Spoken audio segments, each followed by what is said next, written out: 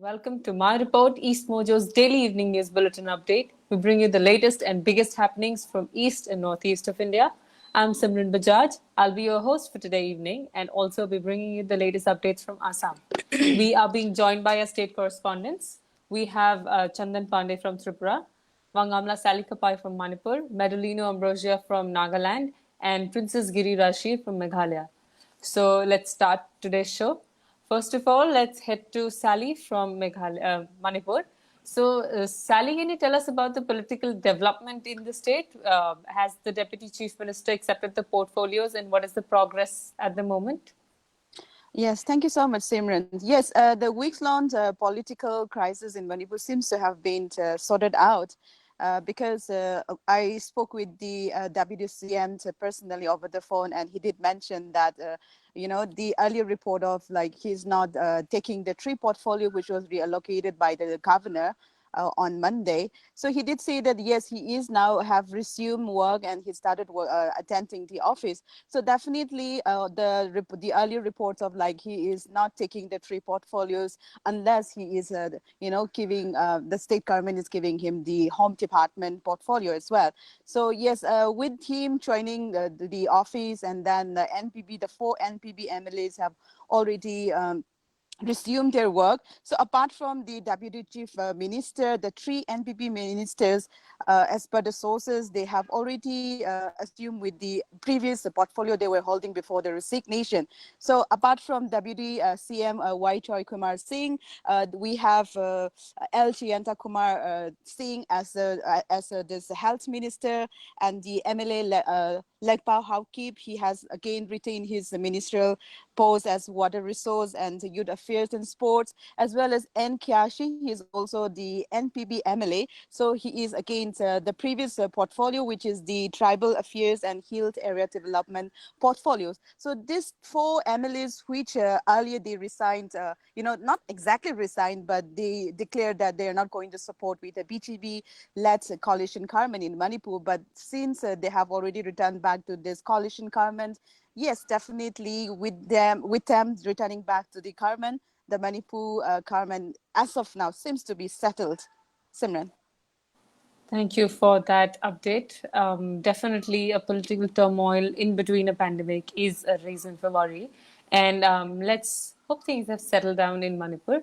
Meanwhile, can you give us the latest COVID-19 updates? Okay, thank you so much. Let me start with the number of people screened so far. It says that 2,96,360 people have already been screened from various entry points. Out of this, 58,839 samples have been tested. So out of this sample which has been tested as of now, 1,435 people have been tested positive, including the fresh cases, the 5 fresh cases which was detected yesterday. But today's report we are yet to receive because normally the statement issued after only 7 p.m.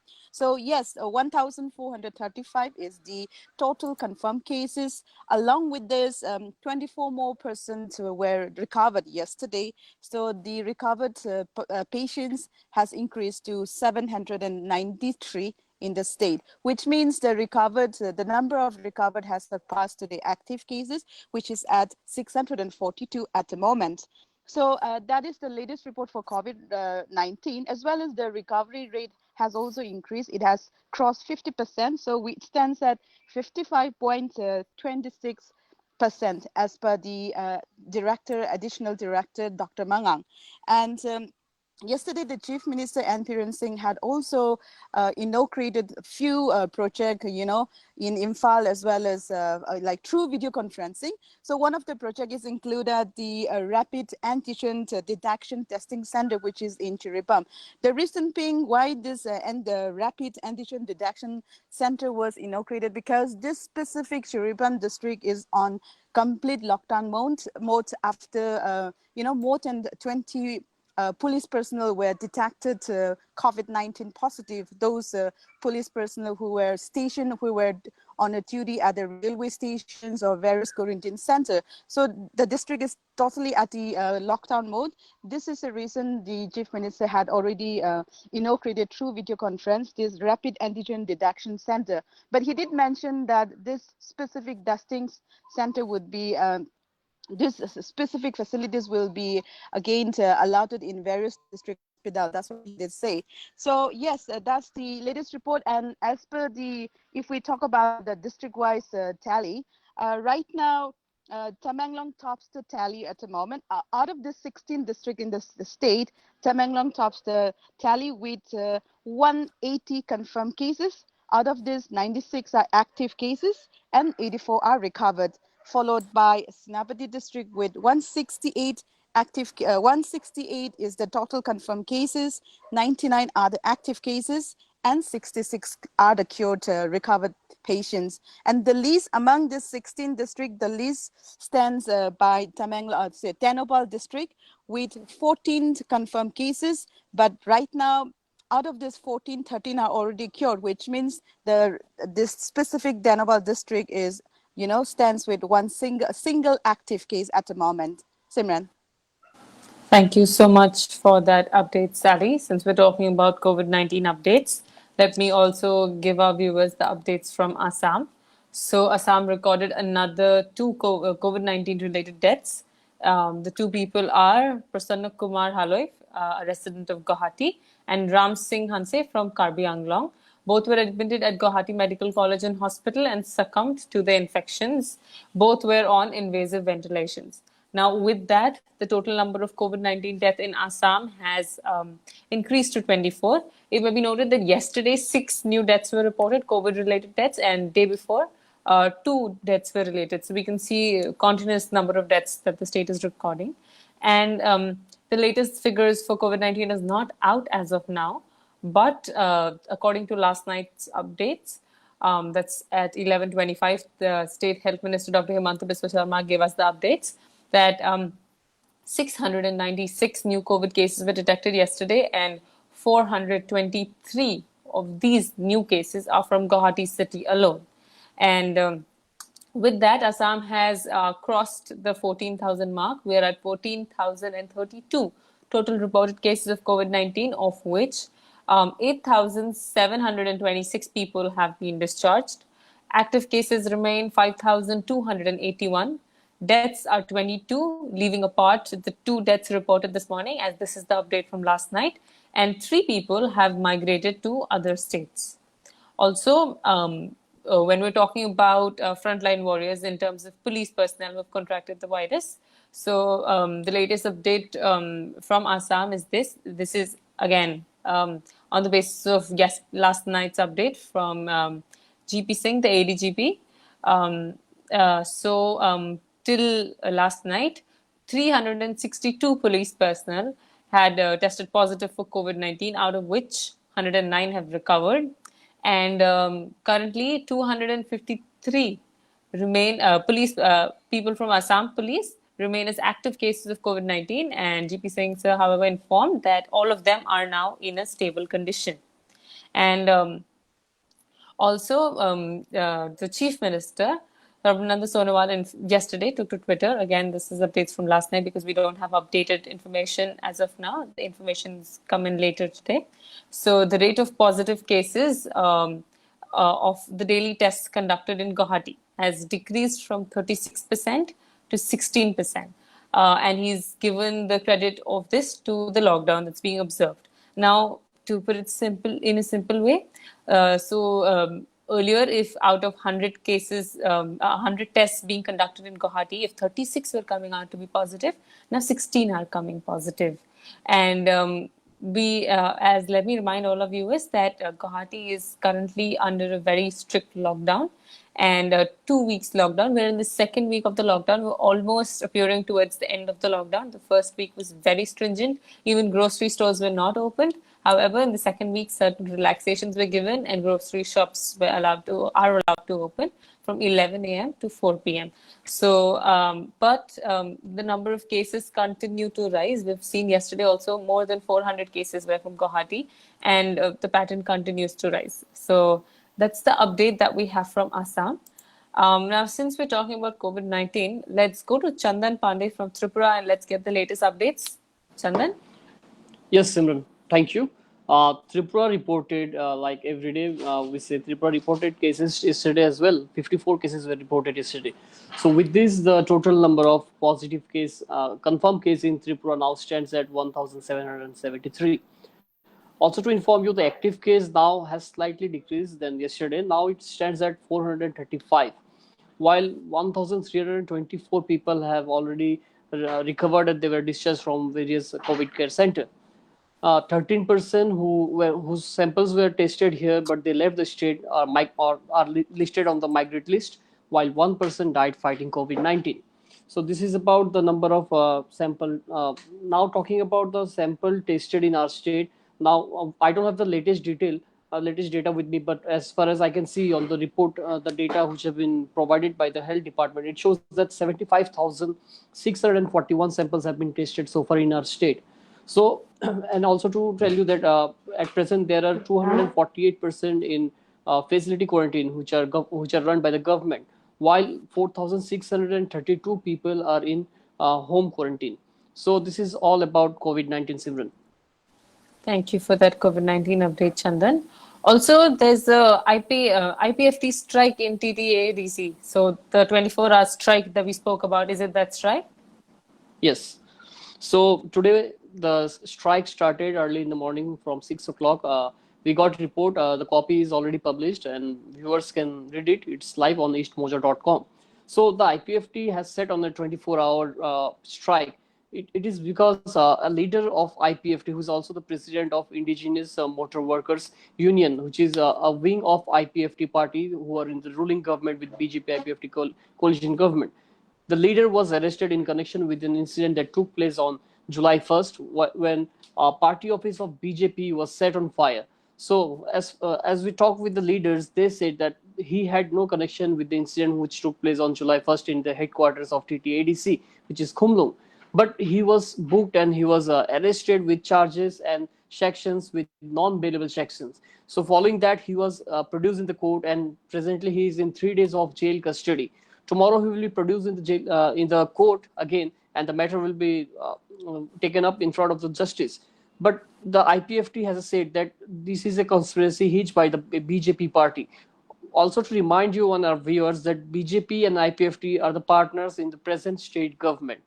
But since 2018, even after forming the government together, although BJP has their own majority, even if BJP steps out of the partnership with IPFT, BJP can keep its government. But prior to the election, we know CPM was ruling the state for last 25 years. BJP and IPFT came together, they formed an alliance, pre-poll alliance, and then they fought the election. BJP got 36 seats, while IPFT got 8 seats. So now both of them are in the government. But we saw in the Lok Sabha election, there was a fight between both. Both of them wanted to fight separately. Now, with the ADC elections coming in anytime soon, once this pandemic is over, now both the parties are trying to get a place in the ADC, which has 30 seats at present, of which 28 are elected seat and 2 is nominated.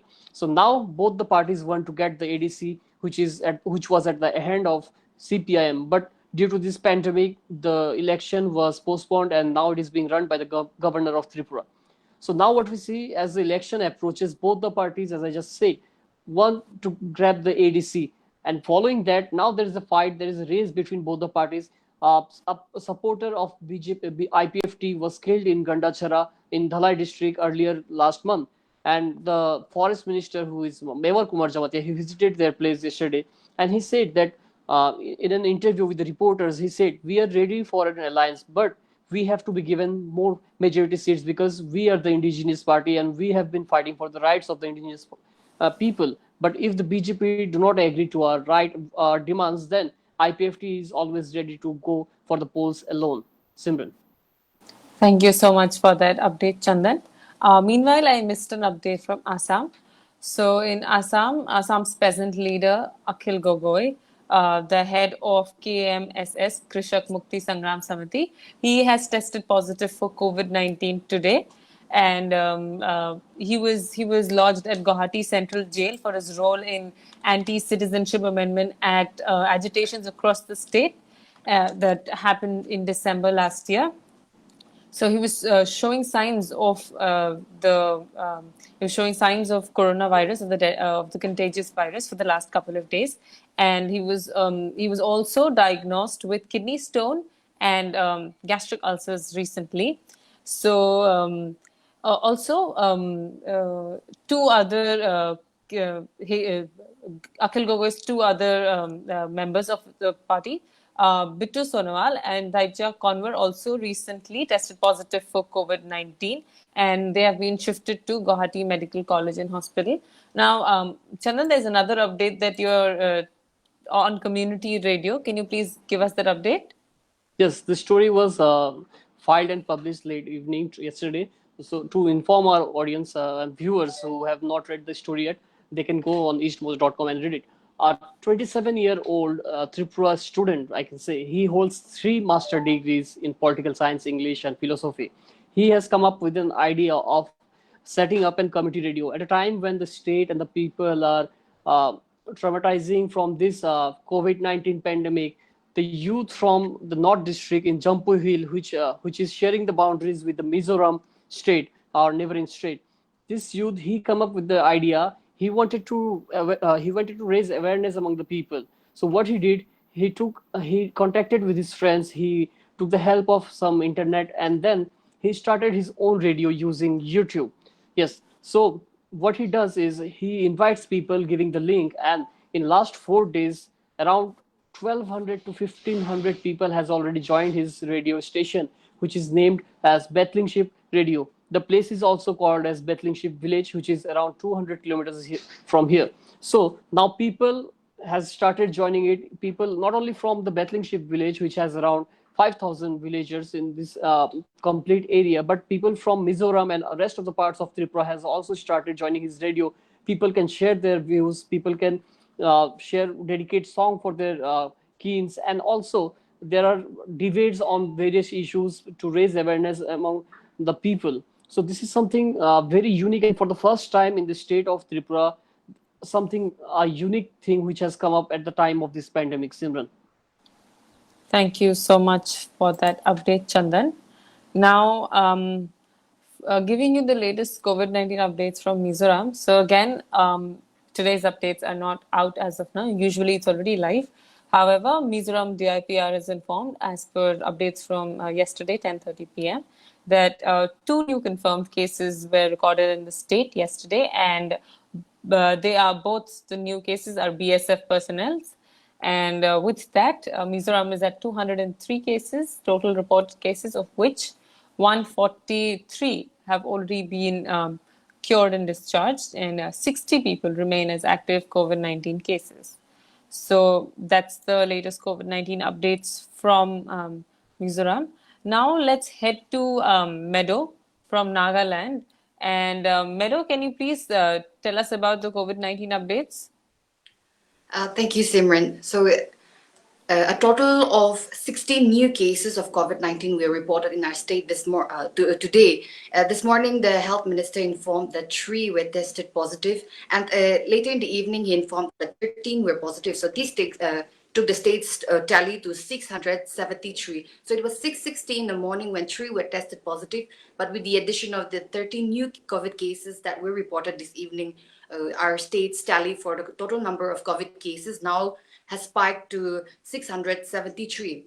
And now this also leaves us with 369 active cases, and we yet to get information from the Health and Family Welfare Department as to whether there are any new recovered cases this evening. But so far, the recovered cases stands at 304. In case there is an update in an increase in the number of recovered cases, it will shortly be live on our website as well. Also, out of this 673 of the total number of people who have tested positive for COVID-19 here in the state, a very reliable source from the medical department informed that 16 are frontline workers, and this frontline workers, 14 are from Mon and 2 from Kohima here. Also, the source have informed that there's an aggressive contact tracing that's been done here in the state. And, in regard to the recent cases of COVID-19 that was reported in Kohima yesterday, where an employee from the Kohima Municipal Council was tested positive for COVID-19. Following this, the Deputy Commissioner of Kohima, even prior to that, the Nagaland Commissioner's office had to be sealed because a worker who was working in the canteen of the Commissioner of Nagaland was tested positive. So following this incident, the Deputy Commissioner of Kohima today, he has written a letter to the Home Commissioner where he proposed for a total lockdown in the Kohima municipal areas for at least the initial period of 1 week. So the Deputy Commissioner also made this proposal in regard to 4 points. I'm just briefly speaking it out. So the 4 points that he mentioned are to enhance the active surveillance, which is going on.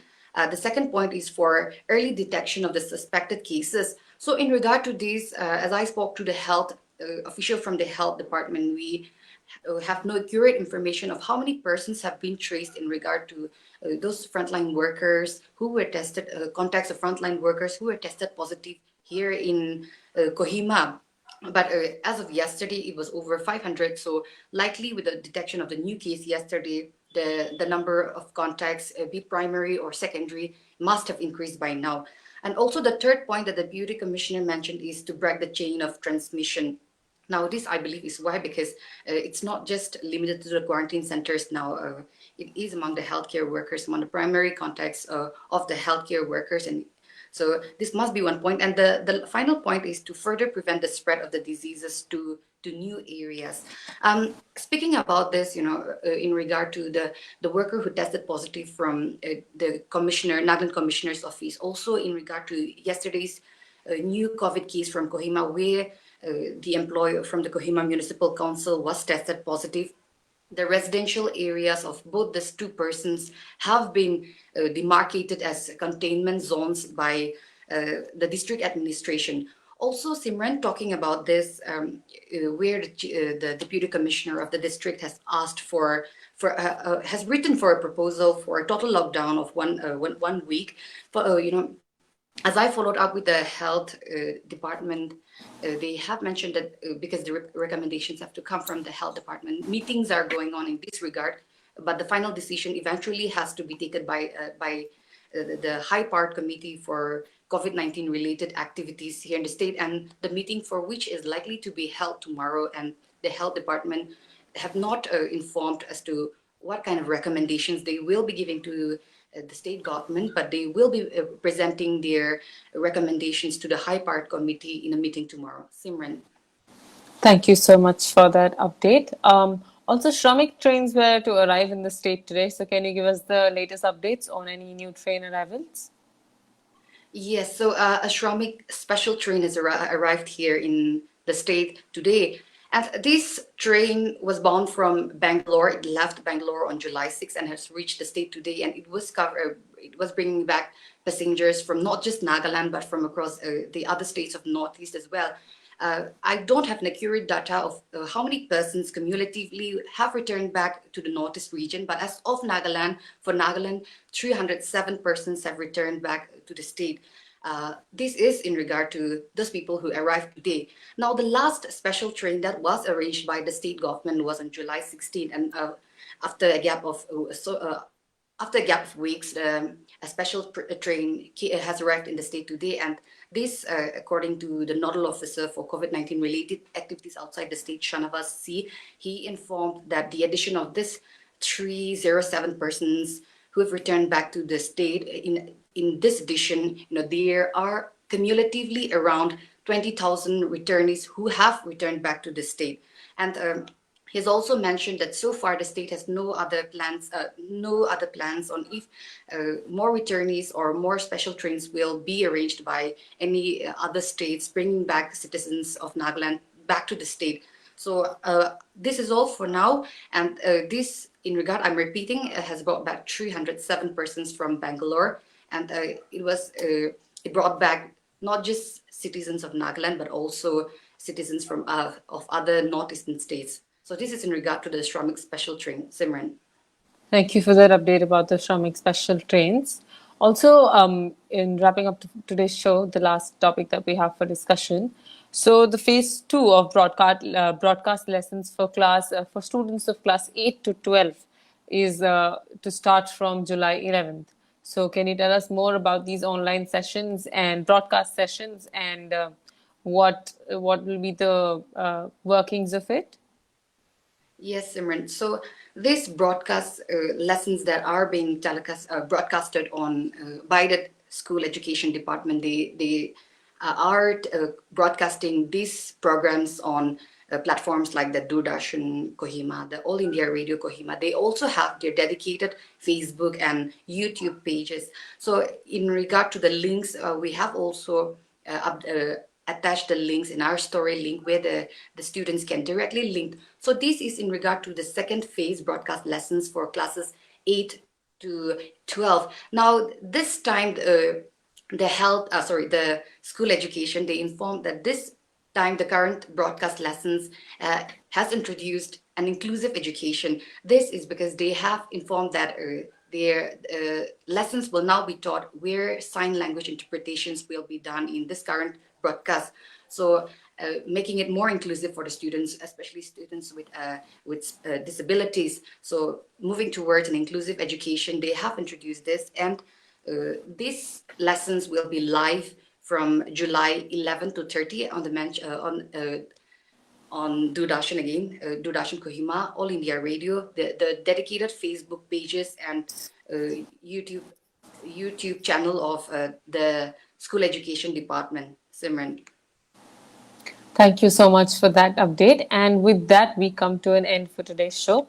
So, all the stories that we've discussed, all the issues that we've discussed so far, stories about them are already live on our website. Please read them at www.eastmojo.com. And I would like to thank our viewers for constantly watching us and supporting us. We're live every day from Monday to Friday at 6 p.m. If you have any ideas, any suggestions, any news or event that we must cover, please write to us at editor@eastmojo.com. You can. We also have a very active fact-checking team. So if you come across any piece of information that looks fishy or suspicious, any photo, any video, or any information, you can send it across to us for authentication. Send it again at our email address, editor@eastmojo.com, or you can even send it to us through Facebook.